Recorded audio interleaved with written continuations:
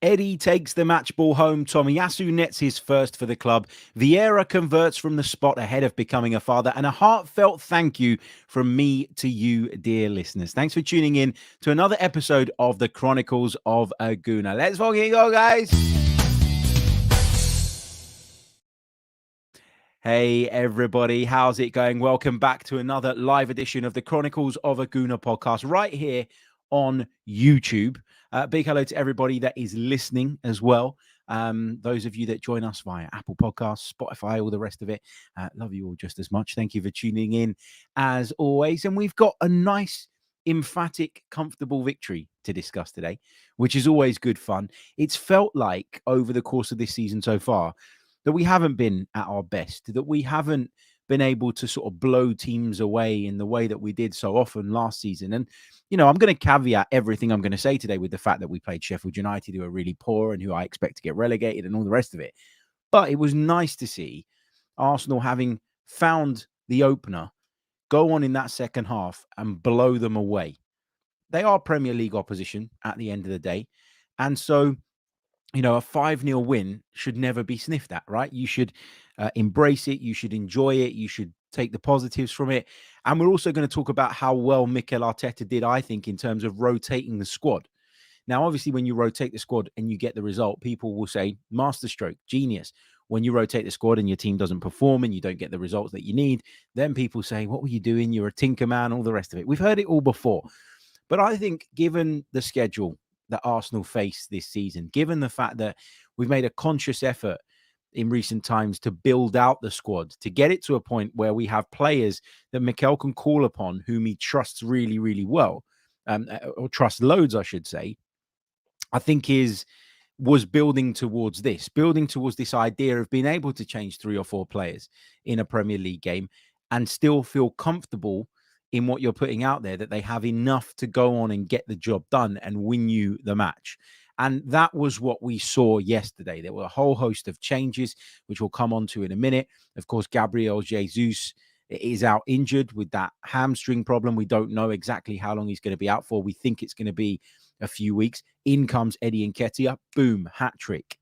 Thomas Partey, we're without him. Jorginho's come into the side, been trusted and done quite well of late as well. So what you see now at Arsenal is a squad rather than just a team.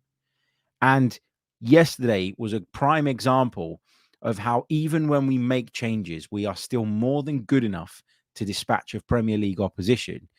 And the more displays we see like that, the more Mikel Arteta sees that, the more I think, you know, confident he'll be in making some of those changes that could maybe prevent the type of burnout that I think we've seen Bukayo Saka suffer from, and various others within the squad. You know, you can protect Thomas Partey that little bit more, given his sketchy injury record, knowing that you've got a Jorginho there, knowing that you've got the option of putting Smith Rowe in midfield, Havertz in midfield, having Rice at the base. You've got the option of putting Jorginho at the base and pushing Rice that little bit further forward.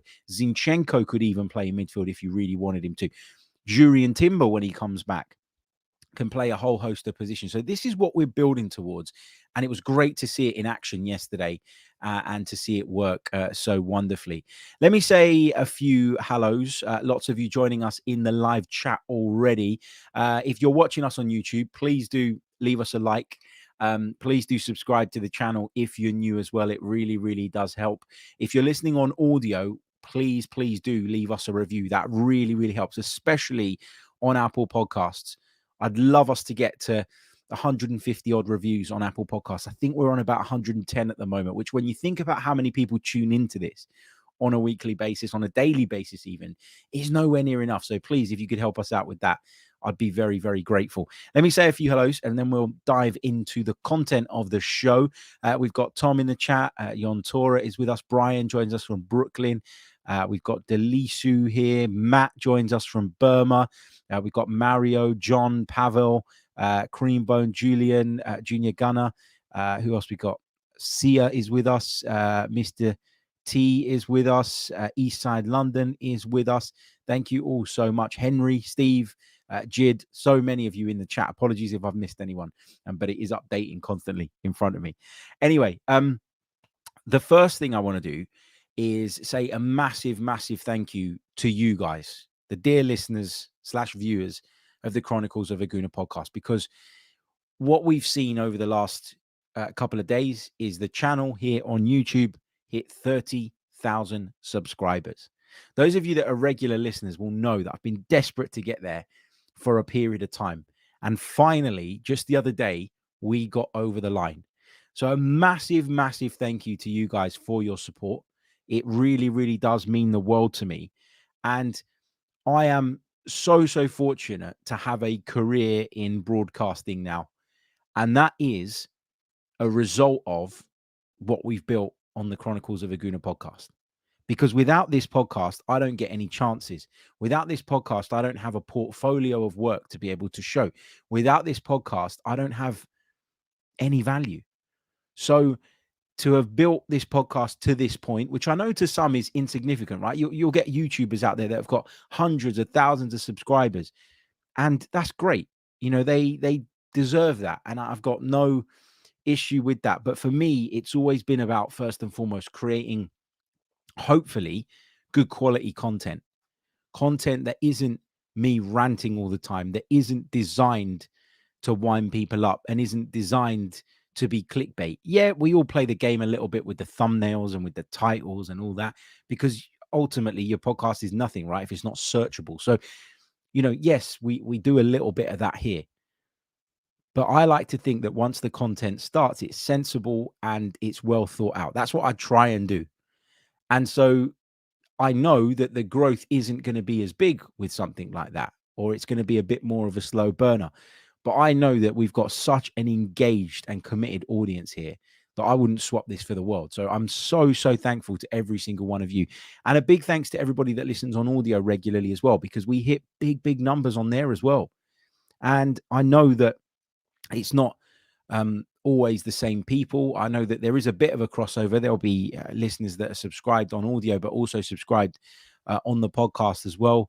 On the YouTube channel as well, which is great. But I know that we've got a whole nother audience as well of people that only listen on audio. So I'm so, so thankful to every single one of you, that watches, that comments, that likes, that subscribes. Even if you don't do those things and you just watch quietly in the background, I'm so thankful to you guys as well. So a big thanks. 30,000 subscribers here on YouTube. Let's start working towards the next target now, because you build it up in your mind, right? You're like, come on, let's get to 30,000. And then you go, okay, where are we going next? Where are we going next? And that's where I'm at right now. So let's keep building, let's keep pushing. And a big thank you again to every single one of you. Another quick thing I just wanted to touch on as well, not football related. Woke up this morning to the sad news that Matthew Perry, actor, most famous for his role in Friends as Chandler Bing, has sadly passed away this morning. That is horrible news. So I just want to say rest in peace to Matthew Perry. I think one of the most talented actors of our time. I know people will argue, he didn't do enough movies and he didn't do this and he didn't do that. But for me, the character that he played in Friends was incredible. And so many of us know so many of his lines, and that's down to the writers as well. But Matthew Perry, I thought, played that part and that role brilliantly. So really, really sad news to wake up to. And I'm sure, like me, many of you guys grew up watching Friends. So, of course, this kind of news, it hits hard, doesn't it? It really, really does. Okay, let's dive into the game. Arsenal 5, Sheffield United 0. We're going to start off by discussing that rotation that I discussed right at the top of the program. We'll get into that. We'll talk about how it worked, and we'll break down some individual performances, as well as looking at how the pattern of the game went. Don't go anywhere.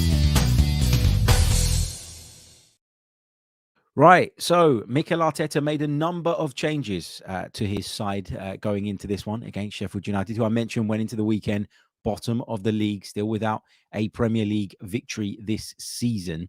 And, I'd said to you guys in the build-up that, it is against the side that sit at the bottom of the table. It is against the side that we are expected to beat, but it's never that easy, really, is it?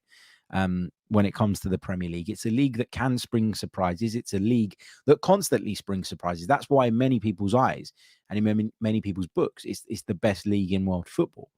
I think that the standard of officiating does hold it back a lot, which we've discussed in the past as well. But I haven't really got too many complaints about them yesterday. I'm going to complain. No, in fact, I'm not going to complain about anything. I'm going to talk about how the game went, because I think some of what we were saying in the build-up with regards to how difficult it could be at the start and some of the challenges we were going to face, I think were evident and were on display in that first, 28 minutes or so. What I will say is maybe I should stay away from Emirates Stadium more often, because I wasn't at the game yesterday. I was at Stamford Bridge to work on the Chelsea-Brentford game. And I actually finished a little bit earlier than I expected, because I didn't have to do some of the post-match stuff in the end that I would normally do when I'm commentating on a game. So I looked at the clock and I thought, I can either sit around and try and figure out how to watch this game on a dodgy stream with a questionable internet connection, or I can sacrifice the first 25 minutes of the game and just head home and watch the rest of it on TV from the comfort of my couch. So that's what I did. I decided that I'd be better off watching 70 minutes of the game rather than sort of trying to watch it on my phone and all the rest of it. And you know that when you're trying to search for a stream, more often than not, they're poor quality, they jump, there's adverts in the middle of them, all the rest of it. So that's what I did. I jumped on the train and I got home, I think, on about 24 minutes, and I sat down and watched it.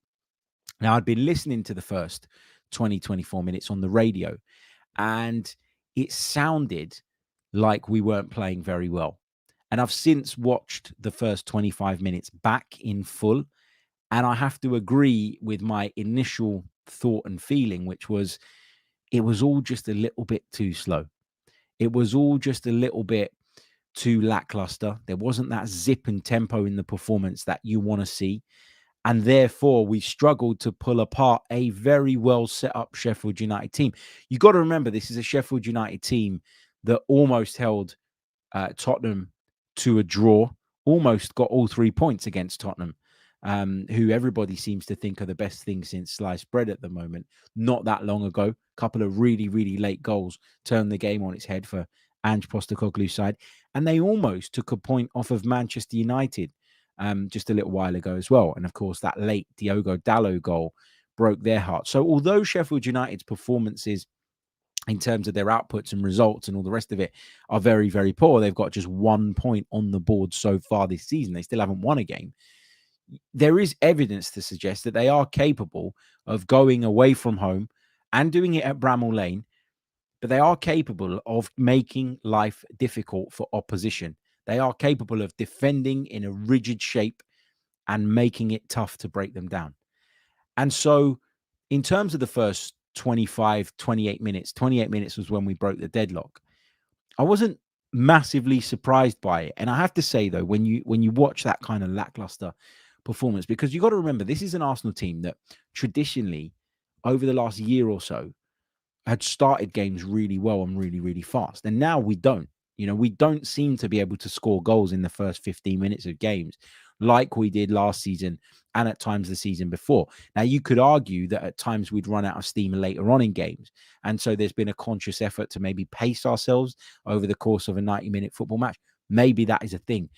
But when you think about the fact that we've not been able to do that lately, and the way that Sheffield United set up, and the fact that we'd made a number of changes, which at times can upset and disrupt the rhythm a little bit, I wasn't overly surprised by the fact that we'd struggled to break them down in those early stages. If we talk about the team selection, David Raya, of course, continued in goal. Ben White, Saliba, Kivior, and Zinchenko were the back four, but it was pretty much a back three, wasn't it? With Zinchenko sort of playing in far more advanced areas. The midfield was Rice, Havertz, and Smith Rowe, with Saka, Nketiah, and Martinelli up front. So the big, highlights from that, Martin Odegaard left out. Now, his form has dipped in the last couple of weeks. We put an episode out the other day, the reason behind Martin Odegaard's drop in form, or Martin Odegaard's drop in form explained, whatever it was titled anyway.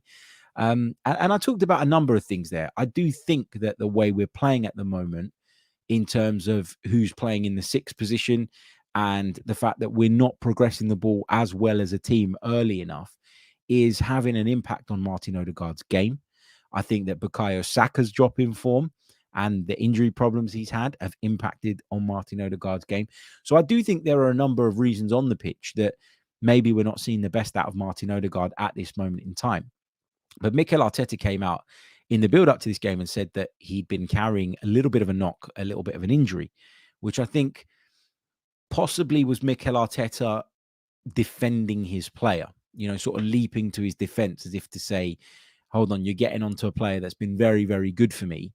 I'm not going to sit here and fuel that narrative. Instead, I'm going to try and pour cold water on it. Now, I don't know that for a fact. And as John points out in the chat, some people have reported that he's got a bit of a hip issue. And I don't know whether or not that's true. But what I'm trying to say here is that there's a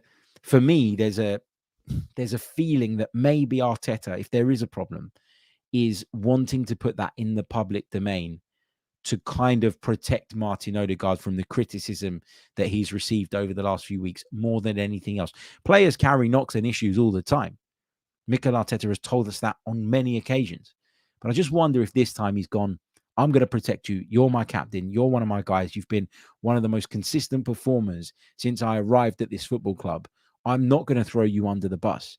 In fact, I'm going to make moves and take steps to protect you in the way that he's protected David Raya recently, in the way that he protected Kai Havertz when things weren't going well. And I think this is a sign of the evolution of Arteta as a manager, because if you go way back to when he first came in, do you remember that time at Leeds where Nicola Pepe didn't perform?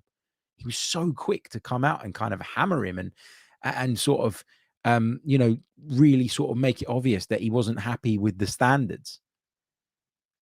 But it looks like Mikel Arteta is very much now taking up that stance of the protective coach, which I'm fine with. So Odegaard was left out. I was surprised by that, if I'm being honest, because I thought that he would want him to play through the poor form. Martin Odegaard, as I say, he's got plenty of credit in the bank with me personally, and I thought he would get the opportunity to play through that form. And you look at this fixture and you think, Sheffield United at home, well, this is a game that you can probably dictate. This is a game that you could probably score in. This is a game that you could really have an impact in. And if you do that, all of a sudden, the cloud above your head lifts, doesn't it? Disappears. And we're talking about Martin Odegaard in a solely positive light again. So, yeah, I thought it was an opportunity really for him to play his way back into form. But clearly, that was not what Mikel Arteta was thinking. Gabriel was replaced at centre-back by Jakub Kiwior, who I think is very, very capable.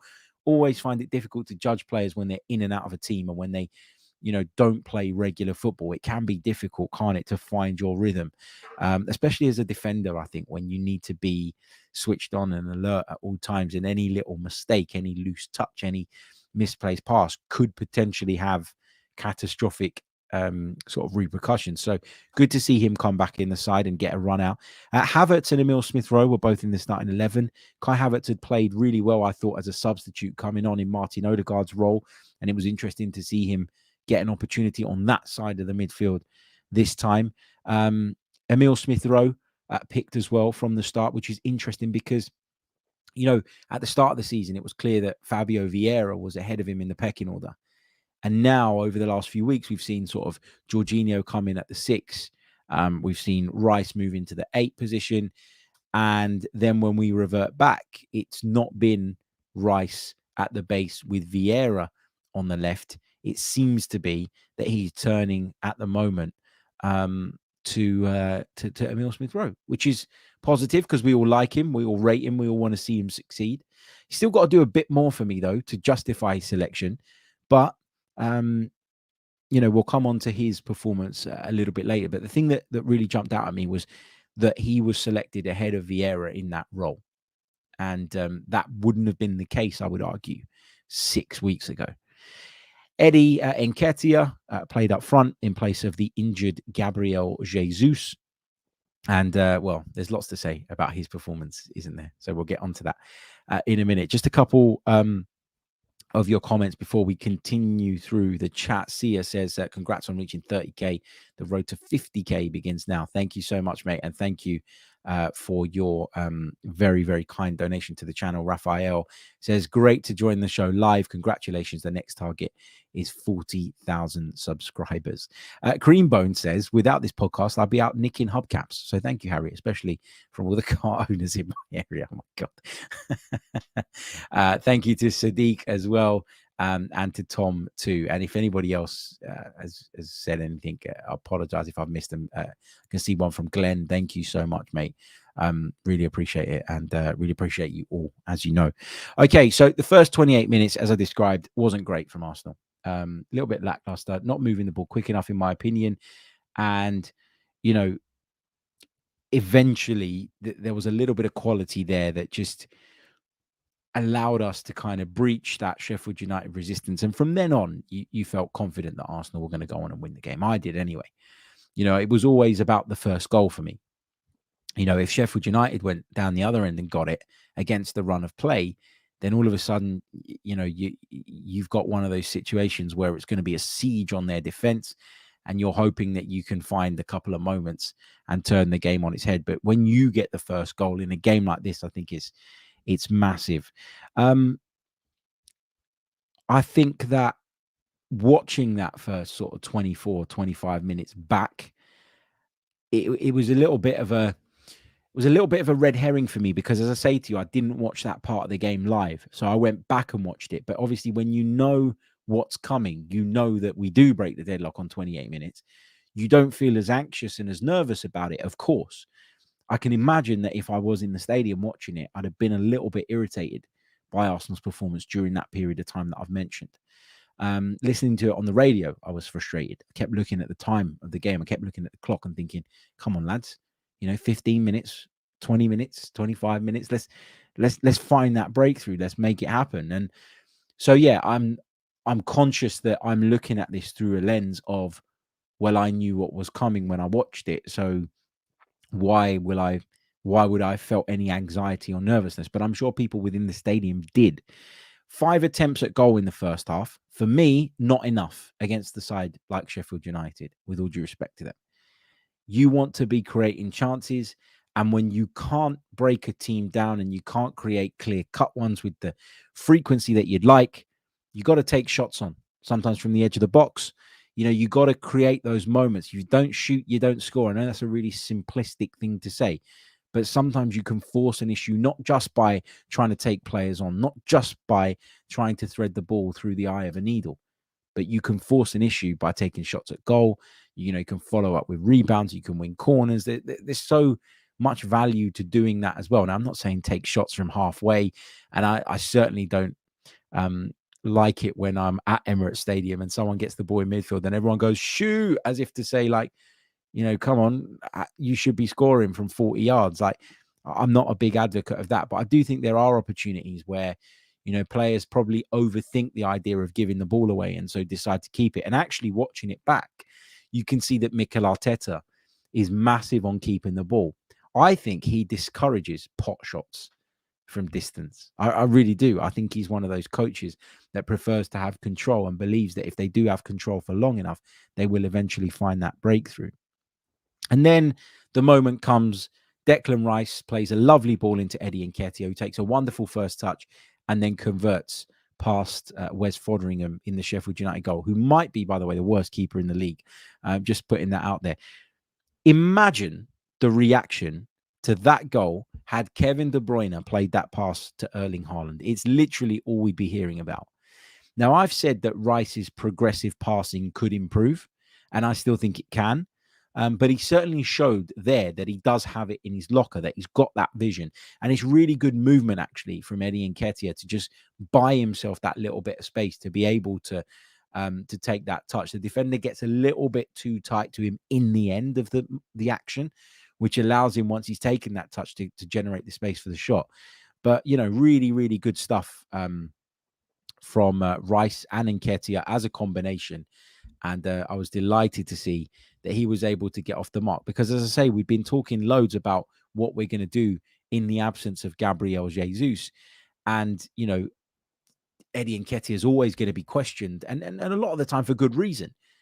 But you want him to be confident. You want him to be firing. You want him to be feeling confidence so that he can step into that role and do the best he's capable of, essentially. And based on yesterday's performance, again, albeit against Sheffield United, you have to say that we feel a lot more confident that that can happen now. But anyway, we're going to take a really, really short pause, and then we're going to continue our reaction to Arsenal 5, Sheffield United 0. Don't go anywhere. Welcome back to the podcast. The heavens have just opened in North London. You might notice if you're watching us that darkness has descended upon us. I've got the lights on at 11 a.m. in the morning.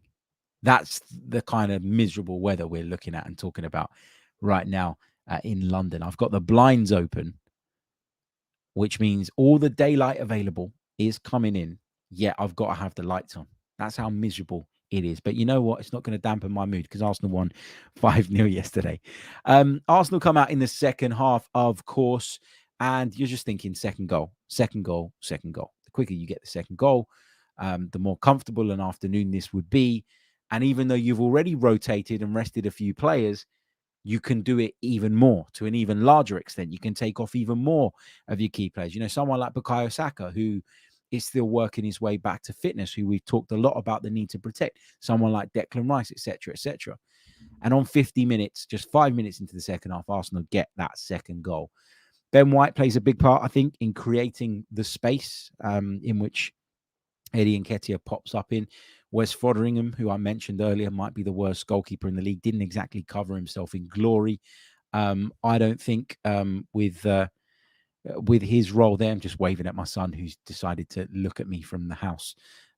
Right down the garden, he's just spotted me in the man cave and he's giving me a wave. There you go. He's jumping up and down in his Arsenal kit. Anyway, yeah, you know, the ball drops nicely for Nketiah and he finishes in the cold-blooded fashion that we kind of came to expect from Eddie Nketiah in the early days of his career. It was a type of instinctive finish, and he showed the type of sharpness within the box that he, as I say, became renowned for earlier on in his Arsenal career. Still can't believe that VAR actually spent time looking back at that goal, because Wes Foderingham was clutching at straws, wasn't he? Sort of insinuating that there was some sort of foul there. What I mean, absolute nonsense from him. He needs to be stronger. He needs to do better as a goalkeeper. That's what he should be looking at. I don't blame him for trying at the time, but the amount of time that was spent looking at it was a little bit OTT, in my opinion. And then, you know, just 8 minutes later comes the third goal. Now, just wow. That's the only way to describe that. You know, what a way for Eddie Nketiah to wrap up his first Premier League hat-trick. That was the strike of a man with confidence flowing through his veins. He doesn't take that on, in my opinion, if he hasn't already scored twice. We can all agree, I think, that Eddie Nketiah in the long term is probably going to need to be upgraded on.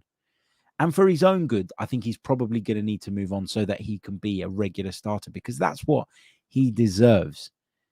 But I think we can also all agree that an Eddie Nketiah that is confident and an Eddie Nketiah that is performing is a much better version of Eddie Nketiah, and the version of Eddie Nketiah that we're going to need in the absence of Gabriel Jesus. Obviously, I said performing. Obviously, that's the obvious thing. But a confident Eddie Nketiah, what I'm trying to say is more likely to perform at a high level and to a high standard. So you almost felt happy for him yesterday, partly because he'd got the first Premier League hat-trick and what that means for us as a team, having this, you know, confident Eddie Nketiah to take us on in the next few weeks and be an option. I still don't even think he's a shoe-in to start every game. I'd still at times, depending on the opposition, consider, for example, Kai Havertz. But, you know, to have a confident Eddie gives you something more, because you can see, as I say, that, you know, once he does get on the score sheet, the whole mood around him within the stadium changes. But also, I think the confidence within him changes to a level that I don't think you see in every other player. I think there are players that you look at and you think you're really confident. And even when it's not going your way, you're going to keep trying things because you believe in your own ability to go on and get it right eventually. You believe in yourself. You've got that bit of cockiness, that bit of arrogance that all good strikers have. But with someone like Eddie Nketiah, I do feel like, because of a lot of the noise around him and because of the type of character he is, he can get a little bit down in the dumps when he's not scoring goals.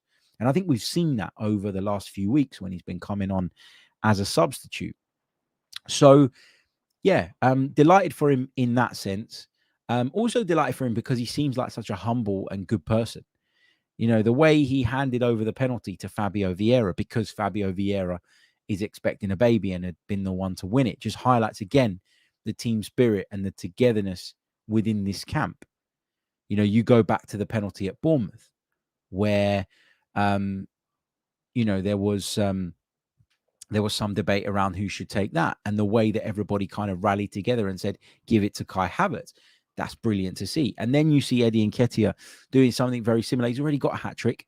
Most strikers would have wanted to put the ball down and score a fourth, because only Andre Arshavin and Thierry Henry have ever done that in a game for Arsenal. Eddie Nketiah could have joined that list of players. You know, so yeah, an opportunity for Nketiah, but one that he was willing to pass over for the better of the team and for somebody who needed to get off the mark this season himself. Obviously, Takahiro Tomiyasu scored the fourth. That was a striker's finish, wasn't it? Incredible instincts there on show from the Japanese defender, who seems to be, in my opinion, becoming more and more confident in his own ability in the opposition half. He's always been a great defender, no question about that. The thing I've always sort of questioned about Tomiyasu is, does he have the quality on the ball to get forward and make things happen? Does he have, you know, the confidence in himself to take those risks with some of the runs he makes, all the rest of it? I think in the last few weeks, you've really seen that. You know, he ventured forward for the goal against Manchester City that ultimately proved to be the winner. And we were all talking in the aftermath of that about Tomiyasu, the centre forward, and what an impact that had had. Then we go to Seville, and at times from left back, he was playing like a number 10. Some of the positions he was taking up, some of the runs he was making. And then he pops up the following week with a goal. Is that coincidence? I don't think so. I think there is a belief in Takahiro Tomiyasu right now that we haven't really seen before. I wonder if that's to do with his physical condition. Is he feeling great? And is that, you know, making him believe that he can make those runs and knowing that he can get back? Because injuries have always been a problem for him since he's come to Arsenal, and he's never really looked 100% all of the time. So is there a confidence now in his body and in his ability to get up and down the pitch, which almost takes the shackles off mentally and allows him to venture forward and do those things? I don't know. But the reaction from his teammates when he scored that goal was truly incredible. Again, a sign of the team spirit. And again, as Mikel Arteta highlighted after the game, just an example of how much he is loved within the team and valued and rated. And so, look, this is the thing with this squad. Sometimes there will be players that don't get as much game time as they'd like and don't get as much game time as they would get at any other club. It's not a reflection of their quality. Sometimes tactically, they're not the one that Arteta wants to use. Sometimes, you know, someone else is playing so well that it's difficult to displace them.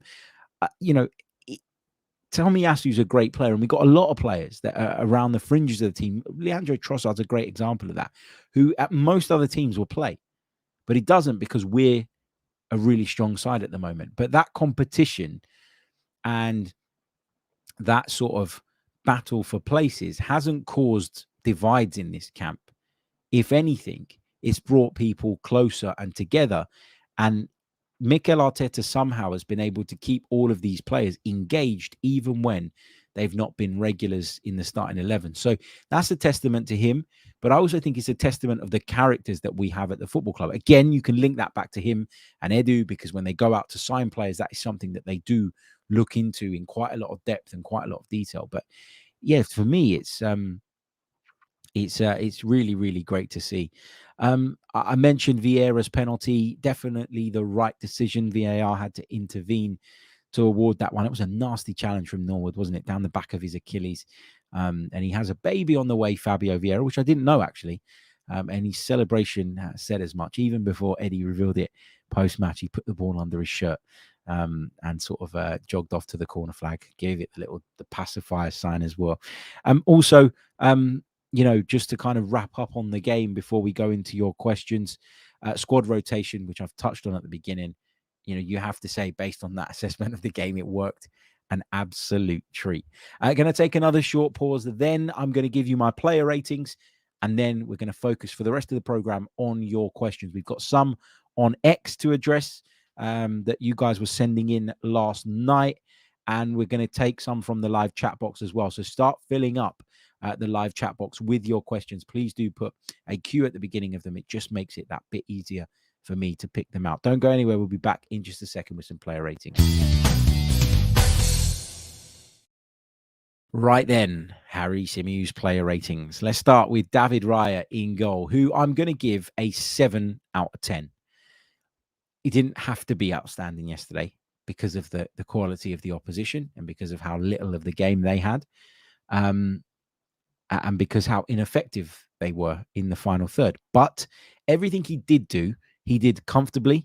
And I think when you consider all of the noise around David Raya at the moment, from myself included, by the way, this was exactly the type of game that he needed. A game where he wasn't under the microscope.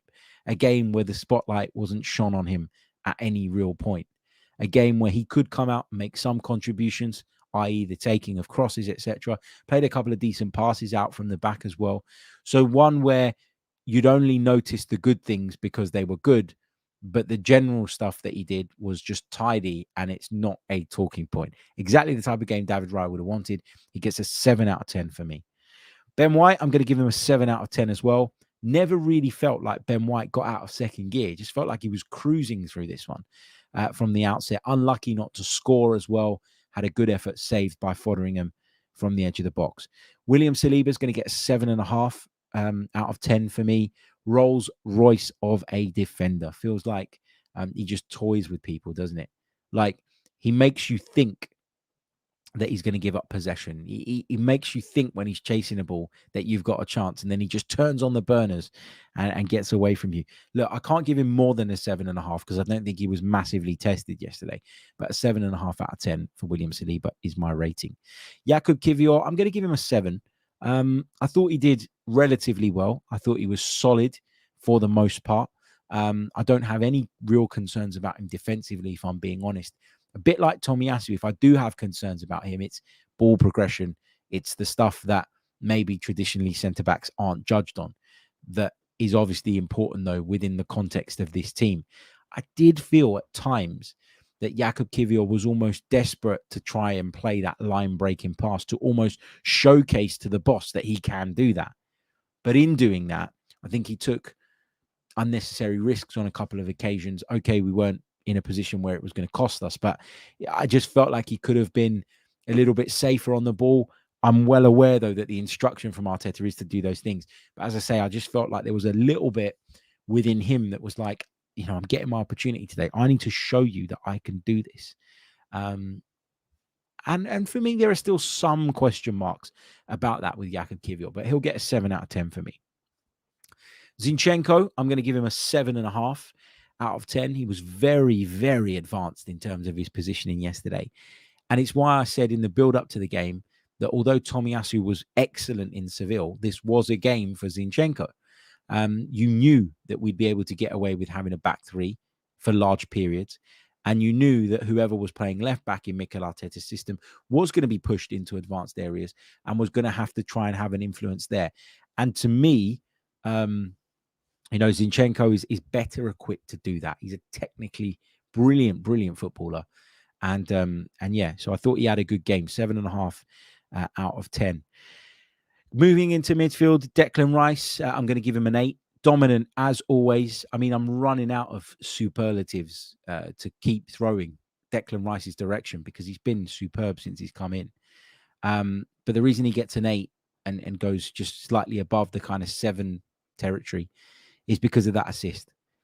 To have, the thought of playing that pass to Eddie Nketiah when it didn't really look on, but then to have the quality to execute it as well, to be the one driving us forward, not just by carrying the ball, which is what he's renowned for and what I believe is what is one of his best skills, but to be able to do it by sort of showing a bit of technical ability and playing the ball into an area that required good control from Eddie, which we got, and then that ultimately created the space for the finish. I think Rice was excellent again, as excellent as he needed to be, but also played a big part in the key moment in the game for me, which was breaking down Sheffield United's resistance. So 8 out of 10 for me for Declan Rice. Moving on to Kai Havertz, I'm going to give him a 6. I'm going to give him a 7. Kai Havertz, tidy in most of the things he did. Might have scored late on in the game. Not outstanding, but tidy. And I think there's a lot to be said for that in a midfield player. I thought he tried to service Bukayo Saka a lot. Bukayo Saka wasn't at his best, which we'll come on to in a bit. But yeah, I think I initially gave Havertz a 6, and then I thought about it and thought maybe that's a bit harsh. So 7 out of 10 for Kai Havertz. And I'm going to give the same rating to Emile Smith-Rowe, who wasn't as dangerous when he was on the ball as I'd have liked him to be, generally speaking. But it was his first Premier League start in a long time. He has been in and out of the side. And when we're talking about rhythm and the difficulty of sort of finding that and then maintaining that when you're not playing, is something that you've got to consider when sort of rating his performance. And for that reason, I can't give him less than a 7. I think a 7 is probably about right. Saka, I'm going to give him a 6. He got an assist, but not his usual self still. I always say that I think that there's a lot of focus put on Bukayo Saka by opposition sides, to the point where we're now seeing him have to find different solutions to the ones that he'd found previously. And that's going to take a little bit of adaptation time. Also, fitness has been a bit of a problem for him as well. Don't want to kill him, but 6 out of 10 probably feels about right with Bukayo Saka. On the other side, Martinelli, I'm going to give him a 7.5. He was the one during that period early on in the game where we couldn't find the breakthrough that looked the most likely. He is the kind of player that you want when you're trying to force the issue, because he's direct and he's someone that, probably at times could release the ball a little bit earlier. But in another sense, that drive that he has and that kind of tunnel vision that he has can be really, really important when you're trying to break down this type of side. So Martinelli looked the most likely to me up until we scored. And so given the fact that he was a threat from the off when others weren't, he gets a 7.5 for me. Eddie Nketiah, our hat-trick hero. How can I not give him a 10 out of 10? Now, you guys know that I don't often give 10s out of 10, but Eddie Nketiah scored a hat-trick. I really, really enjoyed the way he took on the ball for the first goal. I thought the third goal was excellent, and the second finish was emphatic, plus the selflessness to give up the penalty. Eddie Nketiah gets a 10 out of 10 for me. In terms of the subs, just some quick ratings on them. Tomiyasu, I'll give him a 7, came on, didn't look in any danger defensively. Obviously, the game was pretty much done at that time, but then gets himself a goal. Trossard came on. I thought he had a pretty good impact when he came on. Very smart in his movement, always causes opposition problems. Fabio Vieira, I'll give him a 7 as well, because he won the penalty and then converted it. Reece Nelson came on. I'll give him a 6.5. Wasn't bad, but wasn't particularly impactful. Didn't have a lot of time, to be fair to him, to make the difference.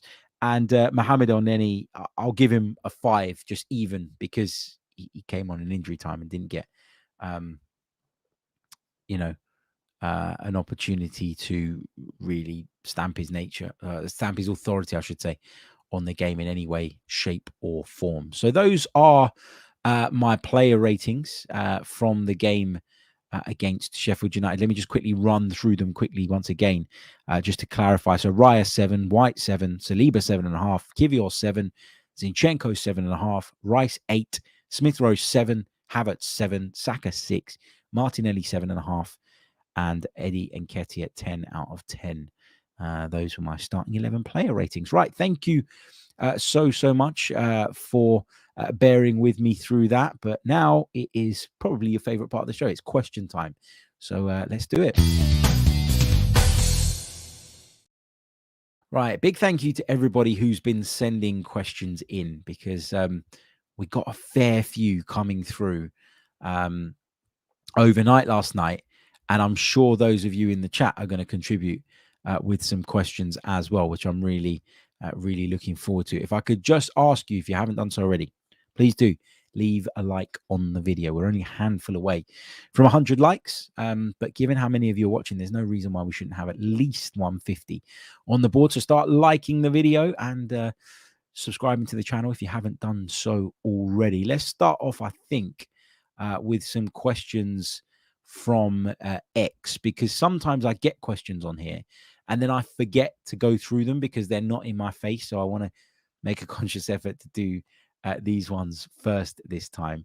What have we got? Hold on. Let's have a quick look. So I did say in my tweet where I asked the questions that I know people will say it's only Sheffield United and all the rest of it. And Loic on X made a great point. He said, it's the Sheffield United that Tottenham were losing to until the 96th minute, and that City were 1-1 with until the 80th, which is a great point. Gabby says, quite a reactive question after yesterday's game, after today's game, but it's yesterday's game now. Assuming Gabriel Jesus is fit to start against West Ham, which I don't think he will be, but I'll allow that to pass for the context of the question and for the purpose of the question. He says, if Gabby Jesus is fit to start against West Ham, who of Eddie, Jesus and Havertz should start and end that match? So it's a difficult one because I think that even if Gabriel Jesus was fit, I wouldn't want to use him in a Carabao Cup game if I could avoid it. So I'd have naturally turned to Nketiah or Havertz anyway. And I think it will depend a lot on how Mikel Arteta sees the game panning out tactically. Because at times we've seen Kai Havertz give us a real outlet, be that direct option. But he also doesn't give you the buzzing around that you get from, a Jesus or at times an Nketiah. Not to the same effect, but you do get it to a degree from him. So I think that actually Jesus probably wouldn't have played anyway, regardless of whether he's fit or not. And therefore, off the back of a hat-trick and having not played all that much recently, you got to say that Eddie Nketiah probably would be first in line to start that game. And I think that's probably fair based on what we've just seen. Super chat from Delisu. Thank you so much, mate. Really, really appreciate the donation. He says, Harry, was the rotation also potentially influenced by our League Cup game against West Ham, where Arteta might look to play some of those fringe players and he doesn't want them going in cold? The two questions are linked, which is great, which is why I brought this one in now. Possibly, I think it is a lot to ask for players to come in cold and perform at a really high level straight away. And we have demanded that at points. And I think it's why under Mikel Arteta, we've seen some really cold performances in the Cups, because he's always had quite a settled 11. And then when he's had to make those changes or felt that it was the game to do it, it impacted on the level of our performances. So I think you make a really, really valid point there. I really do. I think he is looking at it one game at a time, sort of generally speaking. But I do think that, maybe even subconsciously, the fact that we had this game coming up might have made a bit of a difference there. Let me take a couple more from X before we come back over to the chat box here. Remember, keep getting them in. Put a Q at the beginning of your question. Just makes it that bit easier for me to identify them from the chat box. 49 undefeated on X says, how do we win 5-0 but not really look that fluid? It's strange. Do we just have to accept that Arsenal are playing a slightly different style of football this season? Because that's the question I keep asking myself. Whenever I come away from a game and I think to myself, did we perform that day? Blah, blah, blah. I keep thinking to myself, hold on a minute. We weren't that great on the eye, but is that because we have an expectation based on what we saw last season? And actually, should we be changing those expectations or altering them? Because actually, maybe behind the scenes, something's gone on to tweak the way we play tactically. I don't know. I think there is a bit of saving ourselves in certain games. I think there is a bit of pacing ourselves when it comes to, the way we start matches and maybe not wanting to give things away too cheap and all the rest of it. I think there's a lot to think about here. I think there's a lot to factor in. I really, really do. So for that reason, I'm going to start to say 10 games into the Premier League season that perhaps we need to adjust our expectations with regards to the type of performances that we're going to see. Because look, guys, the results are there. The results are there. The clean sheets are there. It's our 5th clean sheet in 10 Premier League games. We've got the most in the division. I think maybe it's time to just recalibrate what we're expecting, from week to week. Those are the questions I'm going to take from X. Let's go back over to the chat box here. And this is one that is linked to what I've just been saying from Fuad, who says, Harry, do you see the tempo we're playing with now slower than last season because of the susceptibility we had in conceding on the transition, which was a problem for us previously? Yeah, that builds in nicely to what I was just saying, in that I think there is an element of Arsenal trying to exercise control, but in a slightly different way to what we saw last season, whereby they feel now that they can control games, i.e. not concede stupid goals, keep opponents at arm's length like they did against Man City, and still get the results that they want. I really do think that there's a lot of that sort of this season that maybe wasn't there previously, and it's taken us a bit of time to kind of suss it out and work it out. You think about sort of, the Man City game being the prime example. That showed to me a maturity and an evolution in terms of how this team is developing. And I quite like that. I think it does mean, though, at times you play and you're, how do I put this? You're sort of minimizing the risk in one way because you're not as open and you're not as susceptible to conceding those goals on the transition, as Fuad rightly points out. But by that same token, you're now relying on being more efficient in both boxes because the margins between winning and losing or winning and drawing are smaller now because you're not going and blowing teams away. So there's a bit of a balancing act that needs to happen here. But I think it's a really, really good point. And I think over time, we've started to see that this season.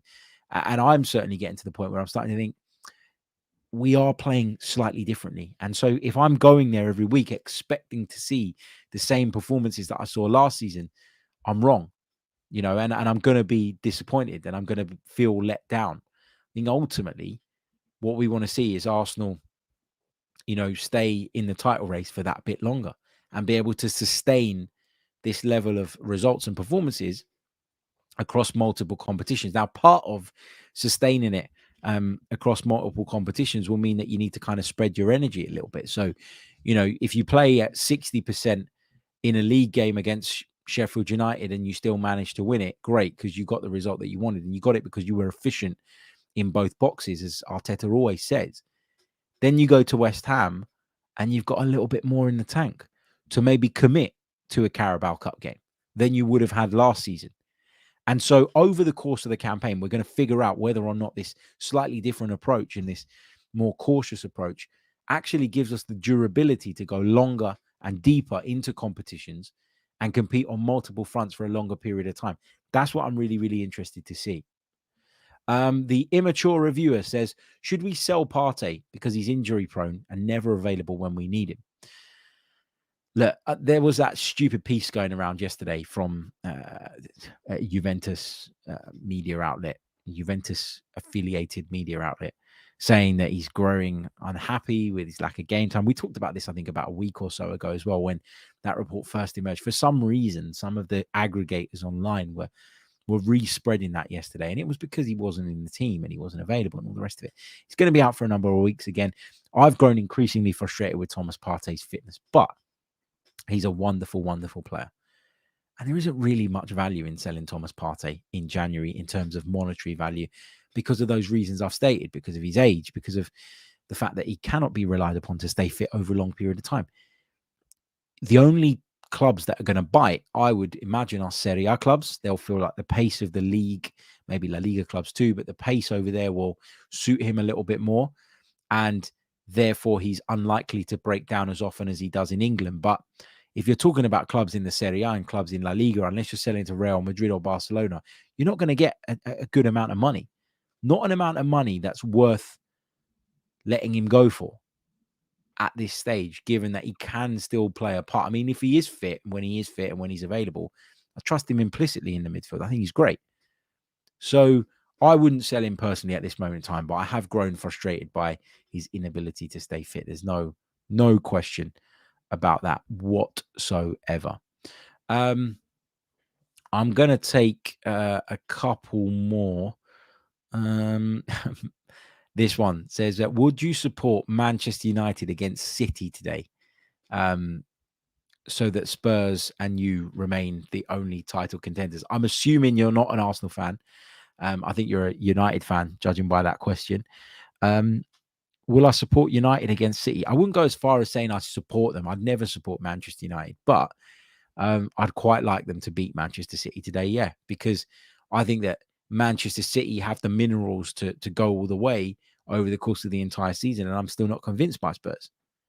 I thought they were quite fortunate actually on Friday night to get the lead the way they did.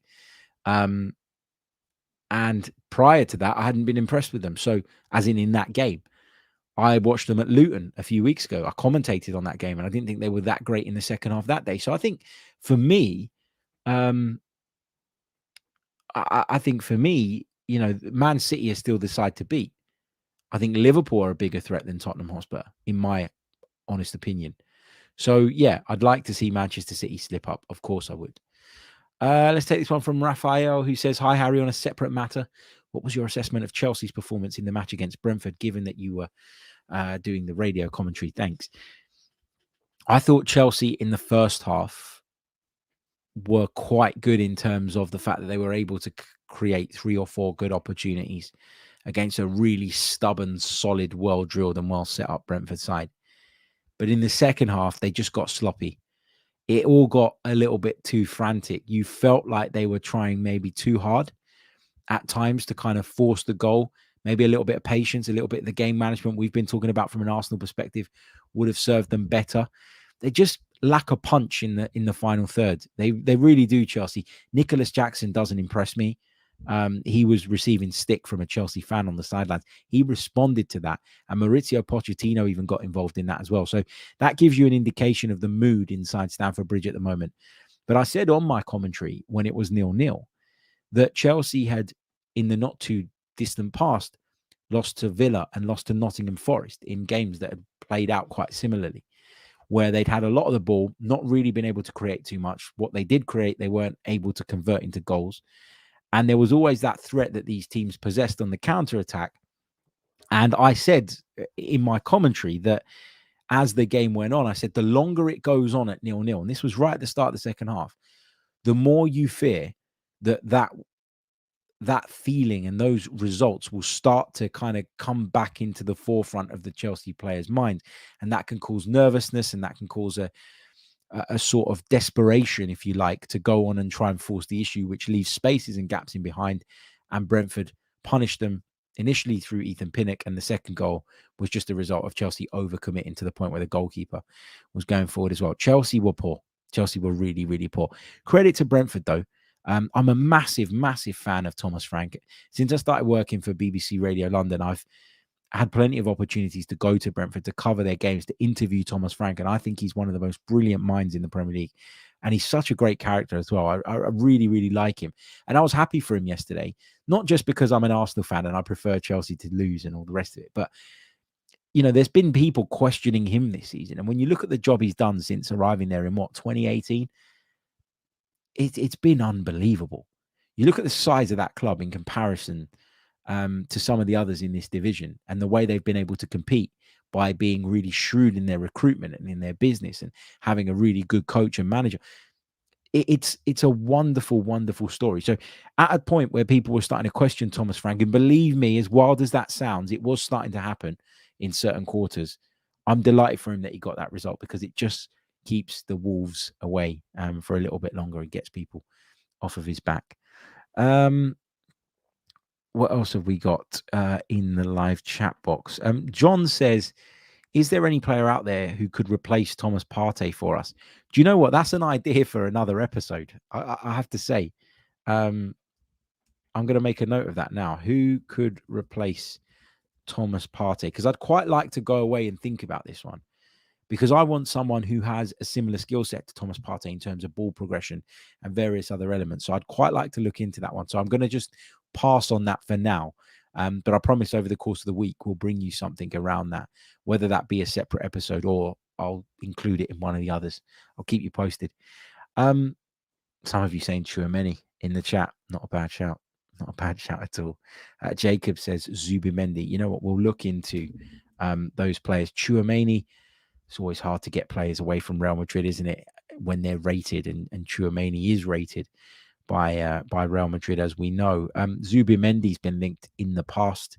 You know, that Real Sociedad connection with Mikel Arteta could prove key, but from what we understand, he didn't want to join us at the time when Arsenal were trying to do that deal previously. But hey, we'll see. Guys, I'm going to love you and leave you. I'm going to go and enjoy my Sunday afternoon. Going to spend a little bit of time with the kids, sit and watch the Super Sunday football. I'll watch a couple of games back to back, and then I'm going to round off my Sunday with Napoli against AC Milan tonight. That should be a cracker as well. Thank you all for joining me, for watching this live, for listening to it back. So appreciated. Thanks again for helping us get to the 30,000 milestone on YouTube. It is so appreciated. We'll think of something we can do to kind of celebrate that a little bit. Maybe we'll do a giveaway or something over the course of the week. So stay tuned for information on that. Like, subscribe. You know the drill by now. It really does help. And I will see you all soon. Until next time, take care of yourselves and have a great Sunday. All the